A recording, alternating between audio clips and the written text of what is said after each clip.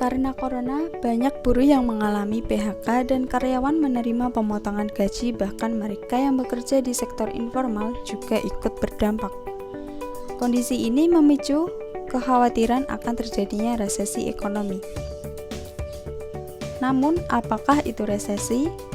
Melansir dari Forbes, resesi adalah penurunan signifikan dalam kegiatan ekonomi yang berlangsung selama berbulan-bulan atau bahkan bertahun-tahun. Lalu kapan akan terjadi resesi?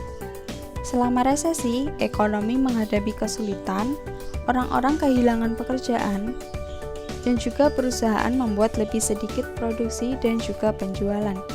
Kemudian, ekonomi negara secara keseluruhan juga akan menurun. Lalu bagaimanakah dengan Indonesia? Dalam skenario buruk, perekonomian Indonesia diproyeksikan tumbuh minus 3,9% jika terjadi gelombang kedua COVID-19. Forecast ini semuanya subjek. Menteri Keuangan Sri Mulyani Indrawati merevisi proyeksi pertumbuhan ekonomi pada kuartal ketiga tahun 2020 akan mengalami kontraksi atau minus antara 2,0 hingga 1,1% atau lebih dalam dibandingkan proyeksi awal minus 2,1 hingga 0% dan secara keseluruhan tahun 2020 diproyeksi minus 1,7 hingga 0,6%.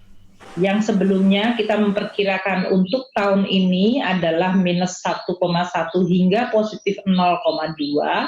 Forecast terbaru kita pada bulan September untuk tahun 2020 adalah pada kisaran minus 1,7 hingga minus 0,6.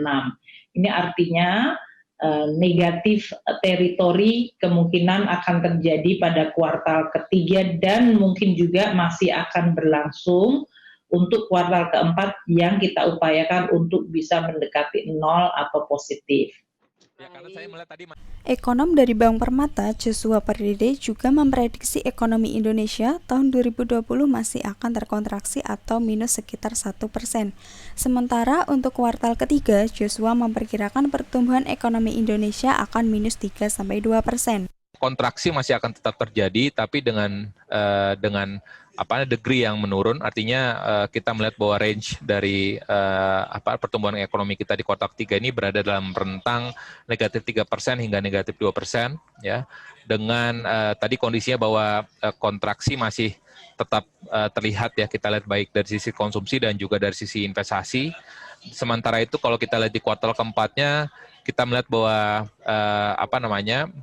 pertumbuhan ekonomi Indonesia ini berada dalam rentang negatif 1 hingga positif 0%.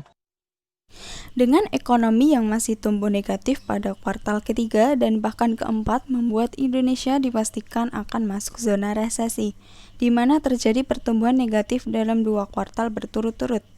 Pandemi COVID-19 memberikan tekanan yang sangat dalam pada semua negara dan hampir semua negara telah masuk ke jurang resesi. Bahkan ada yang sudah resesi sejak kuartal pertama.